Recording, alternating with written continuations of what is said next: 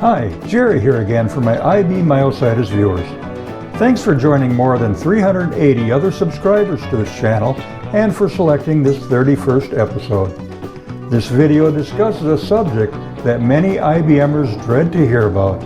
That day when your IBM-affected hands and fingers can no longer hold a pen and legibly sign your name. In my case, about the time I hit the stage 3 mark on the functional rating scale, my signature was barely legible. By the time my FRS score lowered to a 10, my hand was barely able to support any type of writing device, even a specialty pen that I used towards the end. Today I cannot hold or write with any type of pen. Anyone in my age bracket remembers good old Festus Hagen, played by Ken Curtis on the TV Western show Gunsmoke. Good old Festus never learned how to do that book learning or that reading and writing stuff, or had any type of that school housing. People with Inclusion Body Myositis experience just the opposite. IBMers have learned to read and write, but lose their ability to handle books and later their ability to make an X on a document, as even good old Festus could muster up to do. Here's a progression of the different types of writing instruments used along my IBM journey, everything from a standard pen or pencil all the way to not being able to support, move, or apply down pressure with any type of writing instrument. My first adaptive change in writing instruments that came more than 10 years ago was increasing the barrel diameter of the pen, going from a standard sized pen to what my wife and I referred to as a fatty pen. She kept the fatty pen in her purse for me to use if I needed to sign anything. I also carried a fatty pen in the storage bag of my scooter in case I had to sign for a purchase when I was out and about. An inexpensive method to make your favorite writing instrument into a fatty might be to wrap some tape around its barrel until it's more comfortable for you to hold. A few years later, when failing to apply adequate down pressure while signing my name with a ballpoint pen, I found it easier to write or sign my name with a felt tip pen, but no fine tip fatties were available in a felt tip. That took me to eBay, where I purchased a few different types of writing grips that I was able to successfully use for a couple of years and could be installed in any standard size felt tip pen. Since that time, I see there are a few new types of writing grips for those of you with hand and finger deficiencies. But lo and behold, the writing grips didn't help forever. My last feeble attempt at writing anything was with a specialty pen that soon resulted in more frustration than successes. As some IBMers fear the day they should no longer drive a car, it's equally depressing when the day arrives that you can no longer jot down a note, write a letter, or even sign Grandpa on your grandchild's birthday card. Yes, it's a sad day, but sooner or later many IBMers may have to resort to having someone else witness the signing of their name on official or legal documents, and you might end up having a difficult time even making an X on a paper because your hands barely hold on to any type of writing instrument. Don't get caught not being able to sign important documents if you or your co-signer has Inclusion Body Myositis. Before you reach that point along your IBM journey, you should check documents that might simplify your life when you can no longer sign your name. Or if you don't take the necessary precautions, you might fall and end up on Boot Hill a little sooner than anticipated. 2 little words on ownership accounts and titles mean a lot. And, or. If the word or is used, as exampled in John A. Smith or Marie S. Smith, then either party can transfer the property with only one signature required. But if the word and is used, as in John A. Smith and Maria S. Smith, then both must sign to complete the transaction. Check all your documents and verify that any joint ownership documents are using the or, not the and conjunction between the owner's names. What documents should you check ownership? How about home and land titles, home mortgage documents, automobile titles and liens, bank accounts and credit cards, timeshare contracts, trailer titles in some states, any privately owned company and LLC documents, and probably many, many more. Let's say, for example, that you and your spouse buy a handicap-accessible van. When you buy the van, you have a couple of choices about how the vehicle is titled.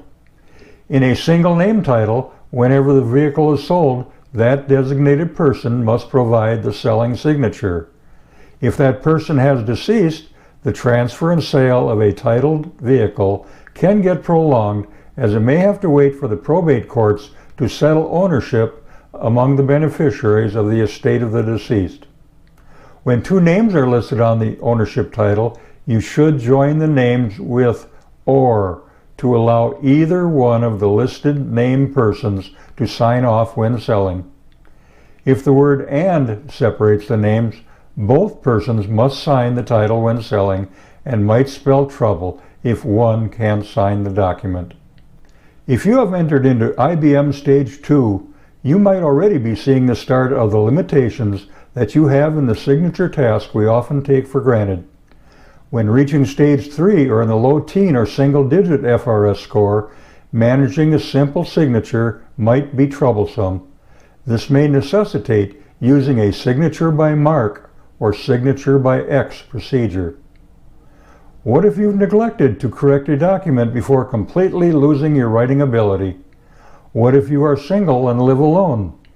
Short of hiring a lawyer to assist you with assigning a full-blown power of attorney to a person you trust, you can use a public notary, sometime as close as a service counter at your local bank, neighborhood supermarket, or at the county clerk's office.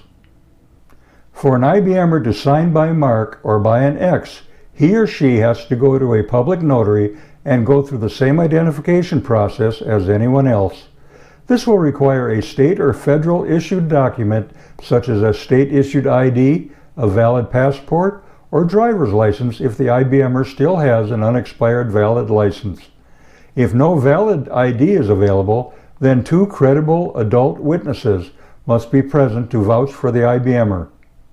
Most notaries will ask to see the ID of the two witnesses if the signature by X will be used. But beware, many notaries go through their entire career without understanding the necessity and importance of the signature by X and signature by mark procedure, so you IBMers might have to help them through the process. You, the impaired signer, must be alert, coherent, and appear willing to sign the respective document. With a notary and two witnesses present and watching, the IBMer can position himself or herself in front of the form. If in a power chair, hopefully a low height counter is available, or the IBMer can raise themselves up to the counter height using the power chair's seat elevator. The person considered witness number 1 can assist placing the writing instrument in the IBMer's hand and place the IBMer's hand on the area where the signature mark will be written. Witness number 1 can write in the date. Then the IBMer places his signature to the best of their ability, or an X or a mark of some kind on or near the signature line. Arms of the witness may be used as braces to limit the motion of the signer's arms, but may not actually move the signer's arms around. Otherwise, that is like a forgery, a well-intentioned forgery, but an act which is still illegal. Witness number 1 then prints the IBMer's legal name near the mark and signs his or her own name on the witness line. Witness number 2 then signs his or her name on the next witness line. The notary then fills in the remainder of the information, signs his name, and applies the official seal impression or stamp. If a signature in the notary's ledger is necessary, the above procedure is repeated, except with usually only the IBMer's name and mark and the witness signature of witness number 1. Some public notaries acknowledge a signature with a thumbprint. It may take the assistance of the notary or a witness to place the IBMer's thumbprint without smearing it. I'm sure good old Festus didn't have to sign a document when he purchased his mule named Ruth, but times have changed and signatures are needed on many purchases, titles, accounts, etc. If you've been diagnosed with IBM, make sure your stash of documents is in order before completely losing the ability to make an X on a document. Here's some things you can start doing early in your IBM journey. During your IBM FRS Stage 1 time frame, collect some fatty pens. You'll be glad you did when you progress into Stage 2 or when your hands and fingers are being affected by this debilitating IBM disease. Also during your early IBM times, research and purchase some grips that can be installed on standard pens. Purchase a few fine-tip felt pens and experiment if they require less down pressure and are easier to sign your name with them. During all stages, don't forget to do some hand exercises to keep your hands and fingers somewhat flexible and useful. As I mentioned earlier, check all ownership and legal documents and make sure the ownership can be easily transferred if and when your writing ability rides off into the sunset. Investigate the latest and greatest writing tool innovations. What might not be available today might be available in a month or a year down your IBM trail. Talk to a few of your friends and ask if they are willing to witness your signature by mark or X in the future if and when you might need them. And finally, decide who you could assign to have your power of attorney that can be trusted with your financial future. But that's probably a subject for another episode. Thanks for tuning into this episode, as well as any of the other 30 previous episodes dedicated to IBMers and their caregivers. If you like this series, please press the thumbs up button located below your video screen. If you haven't joined the other subscribers of this channel, press the subscribe button and the bell. Happy trails, my IBM friends, until we meet again.